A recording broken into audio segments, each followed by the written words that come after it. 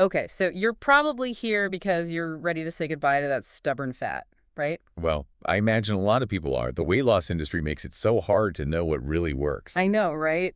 There are so many myths out there. But the good news is you guys gave us some awesome sources this week about fat burning. Yeah, some really fascinating stuff. And today, we're going to dive deep into the science behind it all and figure out how to make it work for us. Absolutely. And I think what's really fascinating is that we often look outside of ourselves for solutions, Yeah.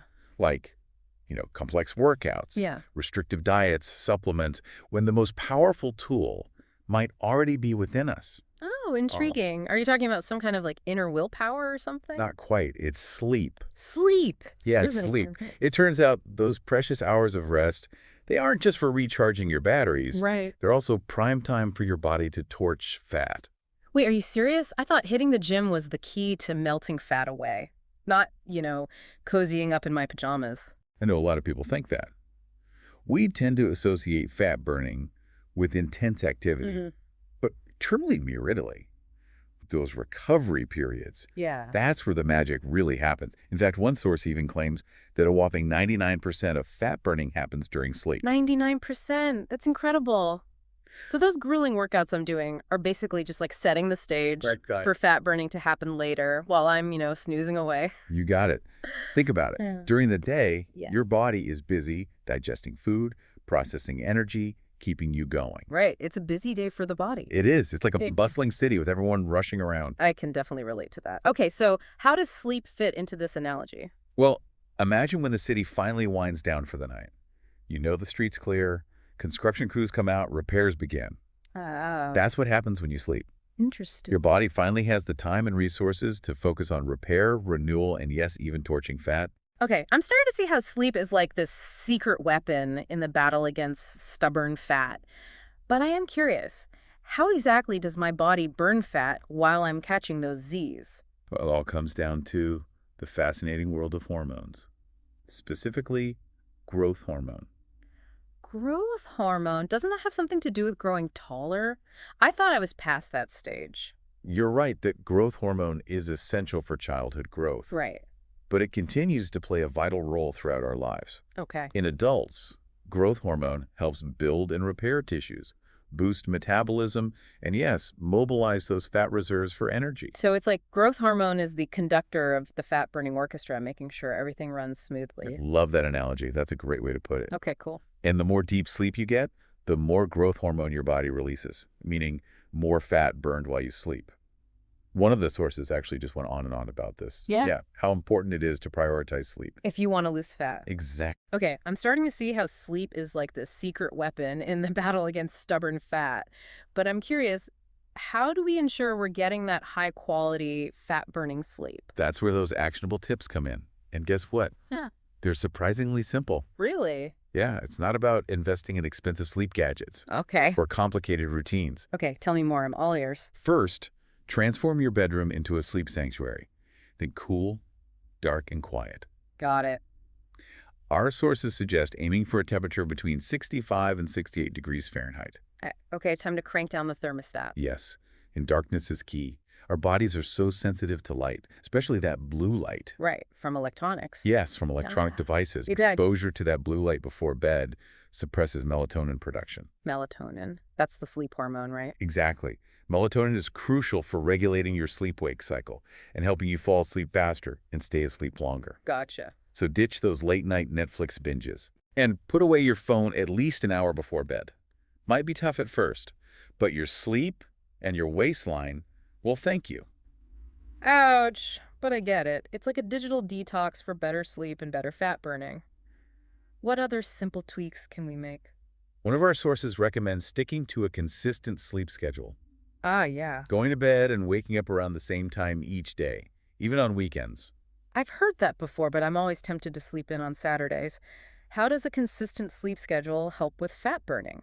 Well, consistency is key for regulating your circadian rhythm. Right, our body's natural clock. Yeah, your body's natural sleep-wake cycle. When you disrupt this rhythm, it throws off your hormone balance, including growth hormone production, which, as we know, is essential for fat burning. So maintaining a regular sleep schedule keeps those fat burning hormones happy. Exactly. I can definitely get on board with that. Any other sleep hacks I should know about? Absolutely. Some sources highlighted the role of certain supplements in supporting restful sleep. Taking vitamin B1, vitamin D3, and zinc before bed can enhance sleep quality. Interesting. And they can even help mitigate stress. Stress. We haven't really touched on that yet, but I know it's a biggie, both for our health and our waistlines. You're right. Stress plays a huge role in fat storage, and it can make it much harder to lose weight. It's almost as if our bodies are programmed to hold on to fat when we're stressed. Interesting. So those vitamin B1, D3, and zinc supplements Yeah. can help with sleep and potentially with stress management as well. Interesting. So it's not just about the quantity of sleep, but also the quality. Okay, I'm starting to see the big picture here. Better sleep, more growth hormone, more fat burned. But I'm realizing we've been so engrossed in the world of sleep that Yeah. we haven't even touched on, like, diet. You're absolutely right. Let's move on to the world of food and how it can help or hinder our fat-burning efforts. Perfect. Because the sources also mention specific dietary strategies that can help or hinder our fat burning engines. One approach that came up repeatedly was the ketogenic diet, but I'll admit I'm a bit intimidated by it. It can seem daunting at first, but it's really about understanding the basic principles. Think of the ketogenic diet as flipping a metabolic switch. By drastically cutting carbs, you force your body to burn fat for energy instead of relying on glucose from carbohydrates.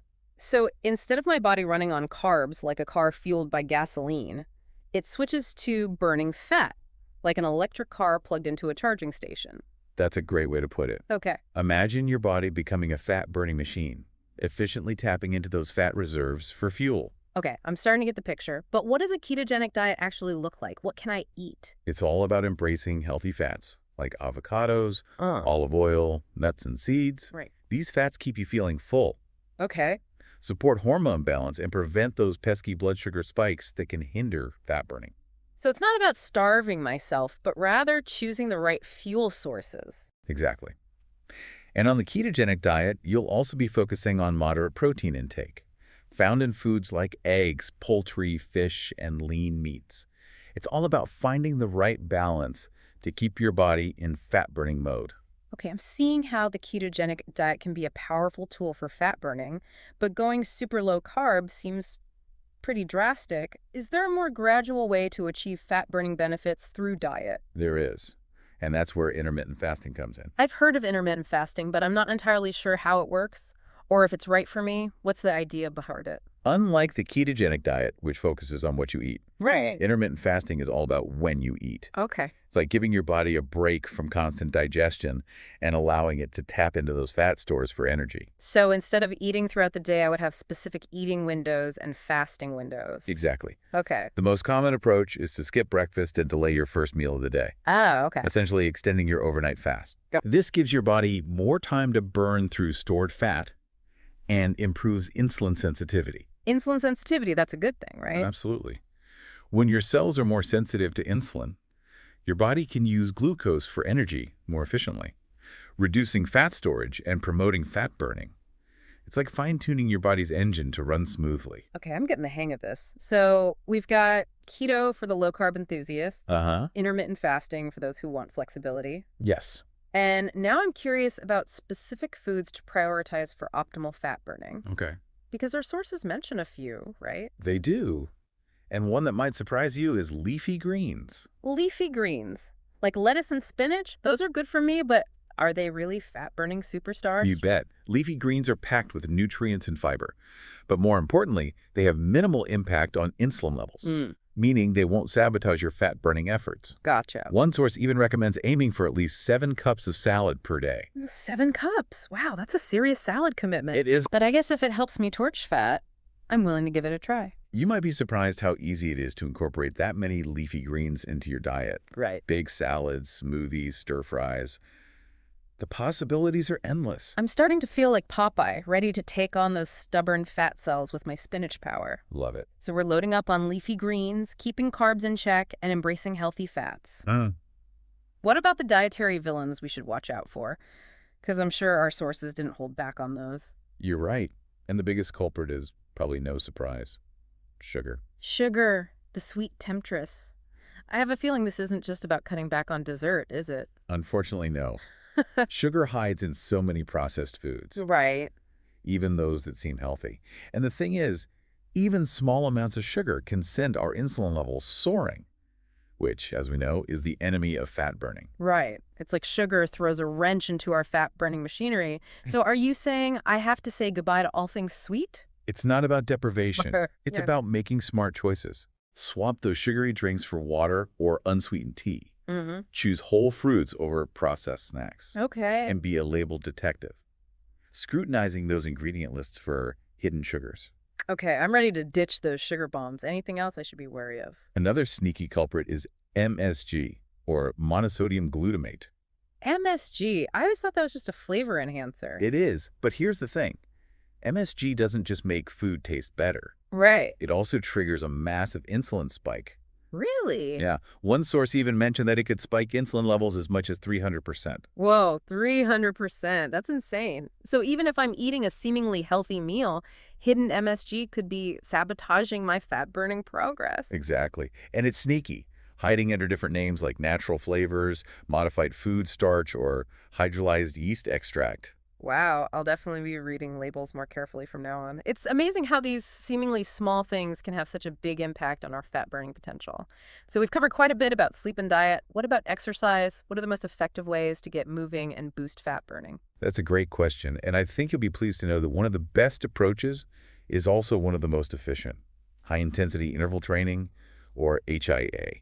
I've heard of HI8 workouts. Aren't those the ones where you go all out for short bursts and then recover? Yeah, I'm not sure I'm in good enough shape for that. you might be surprised. Okay. HIIT workouts can be adapted to any fitness level, Right. and they're incredibly effective for boosting growth hormone production, which, as we know, is key for burning fat. Ah, right. Those short bursts of intense exercise are like sending signals to our bodies to release those fat-burning hormones. So more intense workouts, more growth hormone, more fat burned while I'm sleeping. The cycle continues. You got it. But here's an important caveat. Some of our sources caution against overtraining. Meaning I shouldn't be hitting the gym every single day. Not necessarily. Remember, recovery is just as important as the workout itself. Right. For some people, less frequent but more intense workouts with ample recovery time might be more effective. Interesting. So it's quality over quantity, even when it comes to exercise. What about those of us who struggle to find time for even a short workout? Are there any other strategies for boosting fat burning throughout the day? There are. And one that's surprisingly effective is incorporating exercise snacks throughout your day. Exercise snacks. That sounds intriguing. Is it like a protein bar for my muscles? Not quite. Think of exercise snacks as mini bursts of activity sprinkled throughout your day. Could be a brisk walk around the block, Uh-huh. quick set of squats, even just standing up and stretching every 30 minutes. Okay, I can definitely incorporate that. It sounds much more manageable than trying to squeeze in a full workout every day. So we've got our HI8 sessions for those fat-burning growth hormone surges Yeah. and our exercise snacks for keeping our metabolism humming throughout the day. Yes. But I can't help but think about that stress we mentioned earlier. Yes. Our sources also talked about the connection between stress and fat, right? Yes, absolutely. And it's a crucial piece of the puzzle. I know stress isn't good for my overall health. Right. But how exactly does it mess with fat burning? When you're stressed, your body releases cortisol, often called the stress hormone. And while cortisol is essential for survival, Okay. chronic stress and elevated cortisol can wreak havoc on your body, hindering fat burning and even promoting fat storage, particularly in the abdominal area. Oh, no. So all that worry and anxiety is basically working against my fat burning goals. That's right. It's like cortisol is putting the brakes on your fat burning engine. right. So managing stress is a crucial piece of the puzzle. And it's not just about aesthetics. Chronic stress can lead to a whole host of health problems. Okay, stress management it is. But easier said than done, right? Uh, What are some practical ways to keep those stress levels in check? well, one surprising strategy is engaging in physical work. Okay. Doesn't have to be strenuous. Mhm. It could be gardening, housework, Oh. or even a brisk walk in nature. Really? So all that time I spend raking leaves and weeding my garden is actually good for my stress and my fat burning goals. You got it. And another powerful stress buster. Getting outdoors and soaking up some sunshine. Sunshine! Sign me up! That sounds way more enjoyable than those stressful traffic jams on the way to work. Exactly. Sunlight helps regulate your circadian rhythm, boost your mood, and even increase vitamin D production, Right. which is linked to better sleep and hormone balance. Okay, I'm adding sunshine breaks to my to-do list. Any other stress-soothing tips? Because let's be real, modern life throws a lot our way. Absolutely. The sources recommend simple but effective techniques like deep breathing exercises, Uh-huh. meditation, or even just taking a few minutes each day to disconnect from technology and relax. Right, time to unplug and recharge. And earlier we talked about supplements for sleep. Are there any that can support fat burning and stress management? Because some of these sources do delve into the world of supplements. They do. Yeah. And one that comes up is niacin, also known as vitamin B3. Okay. Niacin plays a role in energy production and can help reduce stress hormones. Interesting. Another is arginine, an amino acid that can support growth hormone production, aiding in fat burning. And of course, we can't forget about zinc, which not only supports restful sleep, but also plays a vital role in hormone regulation and immune function. Okay, so it's about making those lifestyle changes and ensuring our body has the nutrients it needs to function optimally. Exactly. But before we get too caught up in all the things we should be doing, let's talk about some common weight loss myths that might be holding us back. Let's do it, because I know our sources tackle some pretty pervasive misconceptions about how to lose weight effectively. Right, let's bust those myths wide open. Okay, so let's talk about some of those stubborn weight loss myths that might be tripping us up. I think we all know them. Maybe we've even fallen for a few ourselves. Yeah, probably all of us. But it's time to debunk those myths and embrace the truth about how our bodies really work. I couldn't agree more.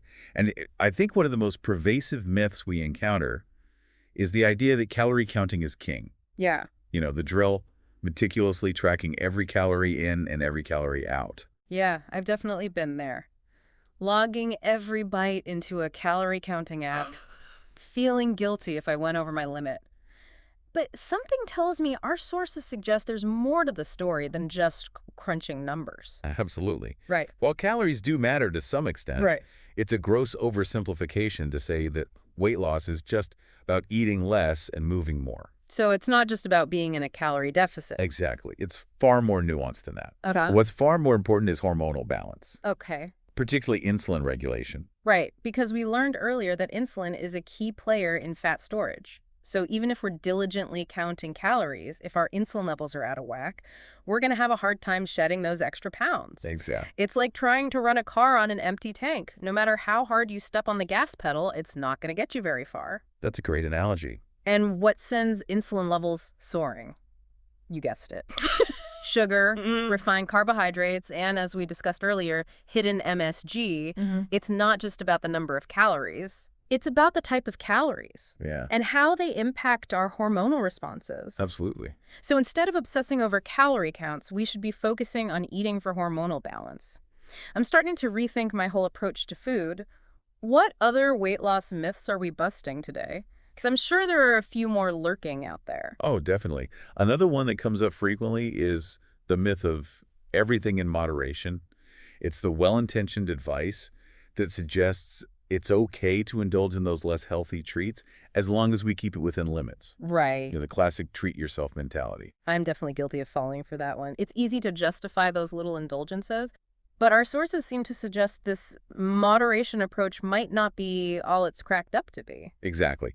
One source explains that even a small amount of sugar, that cheat meal or that treat, can disrupt fat burning for up to 72 hours, Wow, 72 hours. especially for those with a slower metabolism. So that seemingly harmless slice of cake or bag of chips could be throwing my fat-burning efforts off track for days. I'm starting to realize those little indulgences aren't so harmless after all. It all comes back to insulin. Sugar and processed foods send our insulin levels skyrocketing, which, as we've already established, slams the brakes on fat burning. Right. And for some people, it can take days for those insulin levels to stabilize and for fat burning to resume. It's almost like our bodies need time to detox from those sugary processed treats. So while moderation might be okay for some things, when it comes to sugar and processed foods, it's best to just say no. You got it.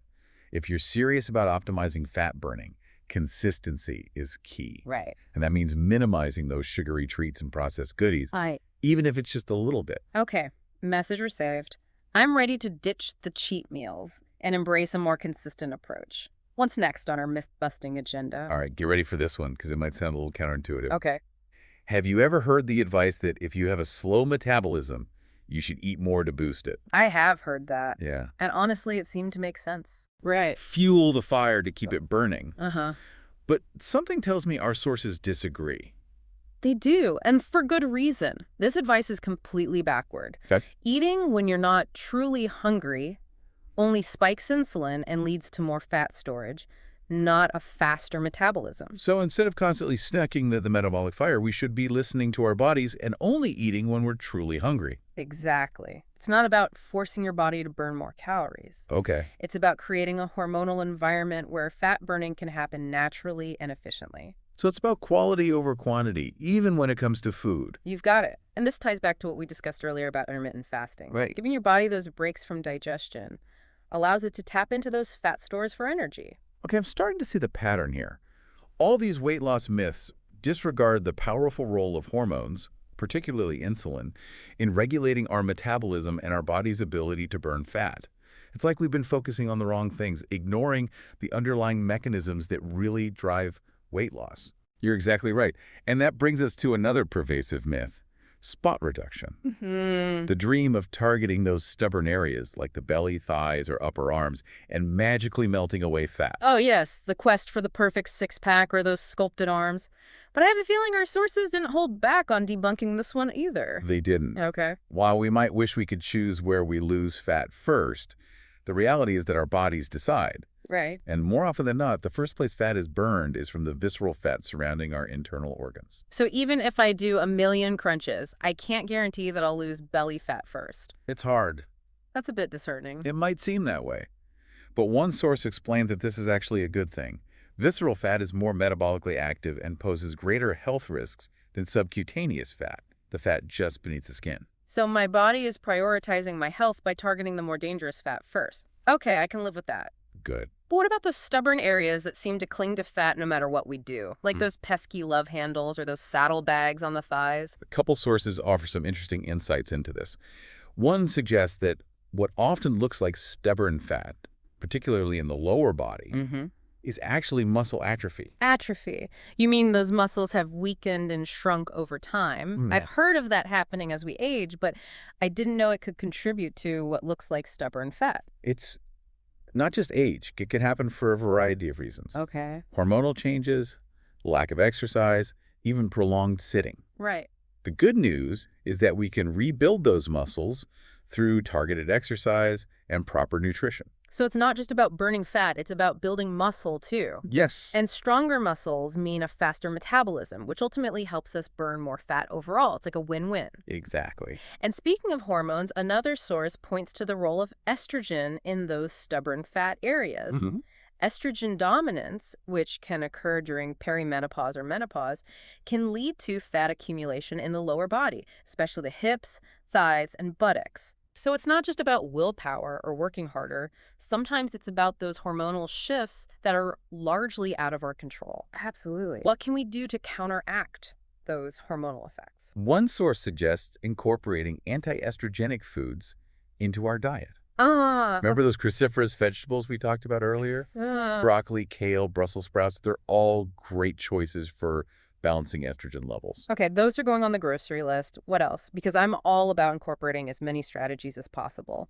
Another source recommends limiting soy products, Okay. as soy contains phytoestrogens, which can mimic the effects of estrogen in the body. Interesting. So being mindful of soy intake. Got it. Any other dietary tips for the ovary type? One source suggests incorporating healthy fats like omega-3 fatty acids, Right. found in fatty fish, flax seeds, and walnuts. These healthy fats can help balance hormones and reduce inflammation, which can contribute to fat storage. Okay, so prioritizing those good fats. What about exercise? Are there specific types of workouts that are particularly beneficial for this body type? A few sources emphasize the importance of strength training for the ovary type. Building muscle can help increase metabolism and improve insulin sensitivity, Right. both of which support fat burning. So, time to hit the weights. Yeah. Any other exercise tips? Another source suggests incorporating high-intensity interval training, HIIT, Yes. which we discussed earlier. Right. Remember, HIIT workouts boost growth hormone production, which can help counteract the effects of estrogen dominance. Right. Those short bursts of intense exercise followed by recovery periods sounds like a great way to challenge those muscles and get that metabolism fired up. Absolutely. Okay, we've covered the adrenal, liver, and ovary types. Now let's talk about the thyroid type. The thyroid type is characterized by weight gain all over the body. not just in specific areas. Okay. And it's often accompanied by fatigue, low energy levels, and difficulty losing weight, even with diet and exercise. So a more generalized weight gain and a general feeling of sluggishness. What's the underlying cause, and how does it impact fat burning? This body type is often linked to an underactive thyroid, also known as hypothyroidism. Okay. This means the thyroid gland isn't producing enough thyroid hormone.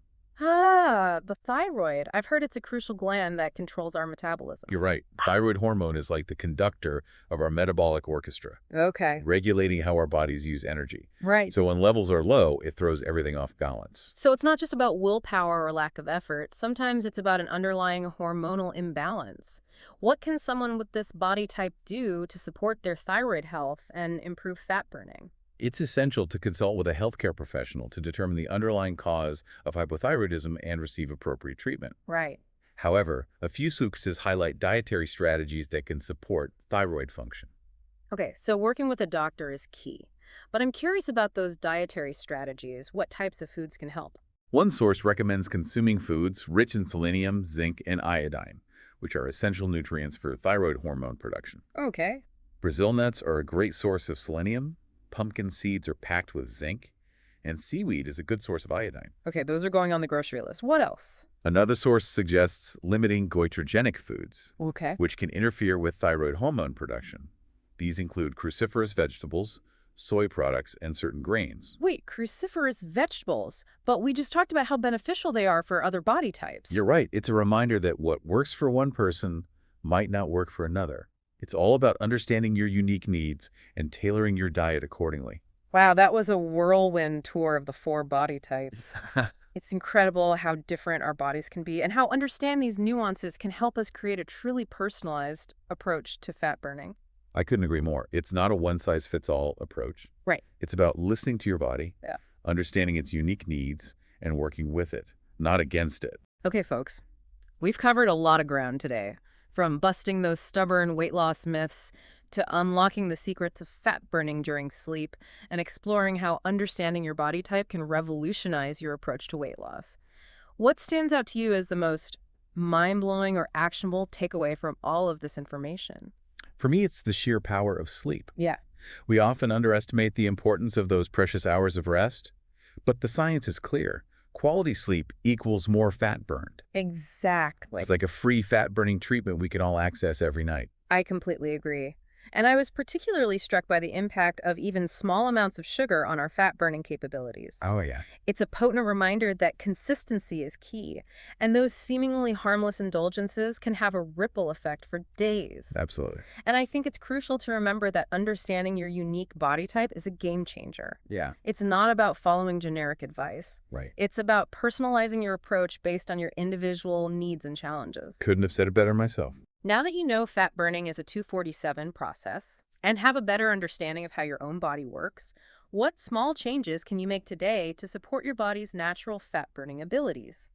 Maybe it's creating that sleep sanctuary we talked about, swapping those late night snacks for a cup of herbal tea, or adding an extra serving of leafy greens, or maybe not if you're the thyroid type, to your dinner plate.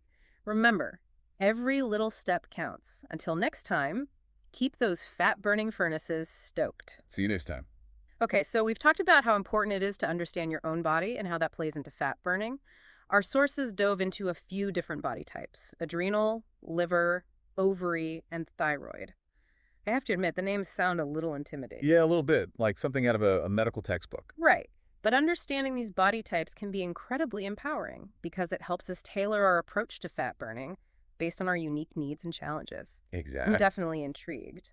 Let's start with the adrenal type. What are the telltale signs, and how can someone with this body type optimize their fat burning efforts? The adrenal body type is all about stress. Okay. These individuals tend to carry weight in their belly, crave salty foods, and often struggle with sleep. It's like their bodies are constantly in fight or flight mode, Ah, okay. pumping out cortisol, that pesky stress hormone that can sabotage fat burning. Right, right. So that explains those late night salty snack cravings. It sounds like a vicious cycle. Stress leading to poor sleep, cravings for unhealthy foods, and ultimately more fat storage. So if stress is the culprit, how can someone with this body type break free from this pattern and start burning fat effectively? Well, the key for the adrenal type is prioritizing rest and stress management Okay. over intense exercise. Gotcha. Remember, cortisol is the enemy of fat burning. Right. So instead of pushing themselves to the limit with those high-intensity workouts, Right. focusing on restorative activities like yoga, meditation, or spending time in nature might be more beneficial. Okay, so it's about calming the nervous system and Okay. creating a more relaxed internal environment where fat burning can actually happen. Right. What about the liver type? What are the key strategies for fat burning with this body type? The liver type is often characterized by a protruding belly, Okay. often mistaken for excess weight due to overeating. Right. These individuals may experience right shoulder pain and intense cravings for sweets.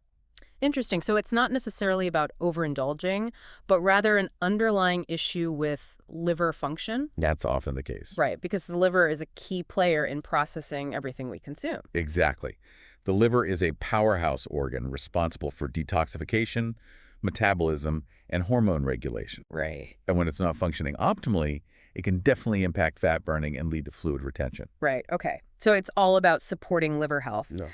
What can someone with this body type do to get those fat-burning processes back on track? I'm guessing diet plays a huge role? It does. Okay. Focus on consuming plenty of raw vegetables, Okay. especially cruciferous veggies like broccoli and Brussels sprouts. Aim for at least 7 to 10 cups daily. Wow, that's a lot of veggies. But I guess if it helps support the liver, it's worth it. Yeah. What else can someone with this body type do? Moderating protein intake is also key. Okay. Too much protein can put a strain on the liver, making it work harder, Right. and avoid alcohol. Right. The liver is already working overtime, so minimizing protein and eliminating alcohol can help reduce its workload. Okay, makes sense. Time to trade those giant steaks for smaller portions and swap those cocktails for mocktails. Now, let's talk about the ovary body type. This one seems particularly relevant for women. It is. The ovary body type is common in women who have saddlebags or extra fat around the hips and thighs. Right. These are often those stubborn areas that seem resistant to even the most dedicated workout routines. I know those areas well. It's like no matter how many squats or lunges I do, the fat just won't budge. What's the underlying cause, and how can women with this body type approach fat burning effectively? I'm hoping our sources offer some solutions. They do. This body type is often linked to estrogen dominance, which could occur for a variety of reasons. Right. Hormonal fluctuations during perimenopause and menopause, Right. exposure to environmental estrogens, or even certain medications. So these hormonal shifts can make it even harder to lose fat in those areas. That's frustrating. What can women do to manage estrogen levels and support healthy fat burning? Well, one that comes up repeatedly is incorporating anti-estrogenic foods into the diet. Okay, good. Remember those cruciferous veggies we talked about earlier? Yeah? Broccoli, kale, Brussels sprouts, cauliflower. They're all great choices for balancing estrogen levels. Okay, those are going on the grocery list. What else? Because I'm all about incorporating as many strategies as possible. Another source recommends limiting soy products, as soy contains phytoestrogens, Okay. which can mimic the effects of estrogen in the body. Interesting. So being mindful of soy intake. Got it. Any other dietary tips for the ovary type? One source suggests incorporating healthy fats, like omega-3 fatty acids, Right. found in fatty fish, flax seeds, and walnuts. These healthy fats can help balance hormones and reduce inflammation, which can contribute to fat storage. Okay, so prioritizing those good fats. What about exercise? Are there specific types of workouts that are particularly beneficial for this body type? A few sources emphasize the importance of strength training for the ovary type. Okay. Building muscle can help increase metabolism and improve insulin sensitivity, Right. both of which support fat burning. Right. So time to hit the weights. Any other exercise tips? Another source suggests incorporating high-intensity interval training, or HIIT, Yes. which we discussed earlier. Remember, HIIT workouts boost growth hormone production, which can help counteract the effects of estrogen dominance. Right. Those short bursts of intense exercise followed by recovery periods sounds like a great way to challenge those muscles and get that metabolism fired up. Okay, we've covered the adrenal, liver, and ovary types. Now let's talk about the thyroid type. The thyroid type is characterized by weight gain all over the body, not just in specific areas. And it's often accompanied by fatigue, low energy levels, and difficulty losing weight, even with diet and exercise. So a more generalized weight gain and a general feeling of sluggishness. What's the underlying cause and how does it impact fat burning? This body type is often linked to an underactive thyroid, also known as hypothyroidism. Okay. This means the thyroid gland isn't producing enough thyroid hormone. Ah, the thyroid. I've heard it's a crucial gland that controls our metabolism. You're right. Thyroid hormone is like the conductor of our metabolic orchestra, Okay. regulating how our bodies use energy. Right. So when levels are low, it throws everything off balance. So it's not just about willpower or lack of effort. Sometimes it's about an underlying hormonal imbalance. What can someone with this body type do to support their thyroid health and improve fat burning? Well, it's essential to consult with a healthcare professional to determine the underlying cause of hypothyroidism and receive appropriate treatment. Right. Always a good idea. Yeah, absolutely. However, a few sources highlight dietary strategies that can support thyroid function. Okay, so working with a doctor is key. But I'm curious about those dietary strategies. What types of foods can help? One source recommends consuming foods rich in selenium, zinc, and iodine, Okay. which are essential nutrients for thyroid hormone production. Right. Brazil nuts are a great source of selenium. Okay. Pumpkin seeds are packed with zinc. Right. And seaweed is a good source of iodine. Okay, those are going on the grocery list. Oh. What else? Another source suggests limiting goitrogenic foods, Okay. which can interfere with thyroid hormone production. These include cruciferous vegetables, soy products, and certain grains. Wait, cruciferous vegetables. Yeah. But we just talked about how beneficial they are for other body types. You're right. It's a reminder that what works for one person might not work for another. Exactly. It's all about understanding your unique needs and tailoring your diet accordingly. Wow, that was a whirlwind tour of the 4 body types. It's incredible how different our bodies can be, and how understanding these nuances can help us create a truly personalized approach to fat burning. I couldn't agree more. It's not a one-size-fits-all approach. Right. It's about listening to your body, understanding its unique needs, and working with it, not against it. Absolutely. Well, that was our deep dive into fat burning. We uncovered some surprising secrets, busted those stubborn weight loss myths, and learned how to make those fat burning engines work for us, not against us. I did. So, until next time, keep exploring, keep experimenting, and keep those fat burning furnaces stoked. See you next time.